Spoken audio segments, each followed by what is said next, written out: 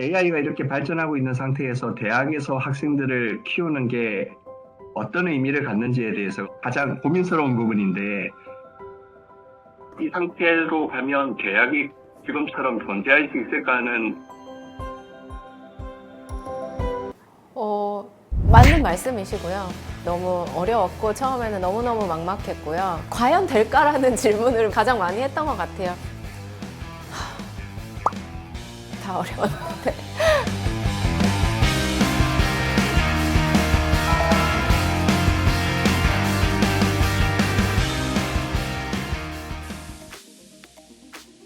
제가 이제 학부 대학원을 다녔을 때는 그 되게 두꺼운 레닌저라고 하는 생화학책이 있는데 3.2kg이거든요. 그때는 근데 교수님한테 배우는 정보, 책에서 배우는 정보가 전부였던 시절이니까요. 근데 지금은 하버드, 예일 이런 데서 굉장히 강의를 잘 하시는 분들의 좋은 강의들을 골라서 들을 수 있는 상황이거든요. 근데 또 그게 너무 많은 컨텐츠가 있기 때문에 이것에서 무엇을 내가 취할 것인가를 생각해야 되거든요. 그래서 그것을 알려주는 것도 또 교수의 역할이라 생각합니다. 생성형 AI가 수능 문제를 거의 하나도 안 틀리고 다 맞췄다고 해요. 그러면은 우리는 생각할 수 있겠죠? 생성형 AI를 쓰는 방법만 알면 되겠네? 그것을 알아가는 과정, 공부해 나가는 과정이 굉장히 중요하다고 생각합니다. AI랑 차이점이 아무래도 AI는 정보의 확실성 위주로 프롬프트 어떻게 하느냐에 따라가지고도 조금 되게 다양하게 해주는 것 같아가지고 답만을 검색해서 알아내는 것이 아니라 좀 학생들이 주변 동료 친구들과 인터랙션을 하면서 좀 더 좋은 답을 이끌어낼 수 있는 과정을 배우기를 바랬습니다. 그런 과정을 배우지 않으면 AI가 주는 정보를 그냥 받아들이고 그냥 카피 앤 페이스트만 되는 데서 그치게 되거든요. 생성형 AI에게 질문을 하더라도 질문을 가지고 있어야 질문을 정확하게 할 수 있거든요.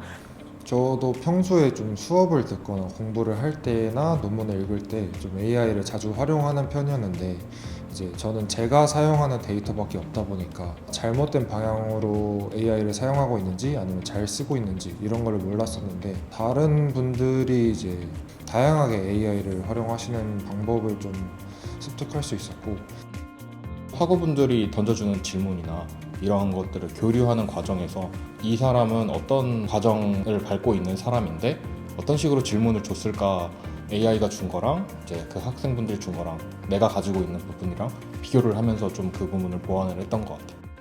사람의 경우에서는 질문의 창의성 그리고 후속 연구에 대해서 이용할 때 어떤 점이 고려되어야 되는지에 대한 구체적인 질문들이 있었다면 생성형 AI 같은 경우에는 문제에 대한 직접적인 데이터 확인에 좀 집중하는 부분이 있었고 AI를 통해 데이터를 검증하고 실제 사람의 질문해서 자기 연구에 적용시키면 더 좋은 연구 방향으로 갈 수 있을 것으로 생각합니다.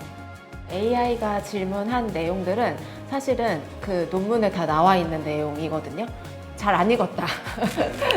챗 GPT가 굉장히 그럴듯한 질문을 하고 있기는 하지만 이 논문에서 어드레스가 되고 있는 상황임에도 불구하고 얘가 그것을 정확하게 파악하지는 못하고 있는 것 같다라는 생각이 들었고요. AI가 나에게 준 답변이 어느 정도의 신뢰성이 있는지, 어느 정도까지 내가 받아들일 것인지 그 부분에 대한 고민이 많았던 것 같습니다. 우선은 교수님이 저희 연구자의 선배시기 때문에 이런 부분은 문제가 있다, 아니면 어떻게 개선이 되어야 한다라는 피드백들을 중간에 주셔서 그런 부분이 도움이 된 것 같습니다. 교수님이 우선 발표를 준비하는 데 있어서 AI를 마음껏 써라. 그 대신 그거를 이제 너의 것으로 익히도록 노력을 해라 라는 말씀을 가장 많이 해주신 것 같아요. AI는 그냥 결국 나중에 제가 해결하지 못한 궁금증에 대해서 스스로 공부하는데 이용을 해야 하는 툴이라고만 생각하는 것 같습니다. 지난 한 학기 동안 우리 성균관대학교에서 진행했던 교과목 설계 내용을 바탕으로 저희 융합생명공학과에서 생명공학 수업에 AI 도구를 활용하는 것을 개설을 하였고 현재 진행을 하고 있는 부분들을 좀 공유를 해드리고자 합니다. 이렇게 교수님들 앞에서 하는 거는 사실은 조금 부담이 돼요. 왜냐하면 제가 수업 경험이 훨씬 떨어지는 경력일 텐데 AI로 교과목 설계를 했다는 그거 하나만으로 이런 얘기를 하게 되었는데, 저희는 한 학기 동안 그런 시간이 주어져서 굉장히 고민할 수 있는 시간이 있었거든요. 그게 되게 도움이 많이 됐던 것 같아요. 어떻게 보면 엄청 먼 일처럼 느껴지지만 이미 우리 눈앞에 펼쳐지고 있는 일들이기도 합니다. 제가 영어로 뭐 세포 리프로그래밍을 수업하는 것보다 영어로 된 유튜브에 명 강의들을 듣는 게 훨씬 더 지식을 학생들이 습득하는 데 있어서는 도움이 많이 될 거예요. 학생들이 스스로 그렇다면 그 강의를 듣고 무슨 질문을 해야 돼?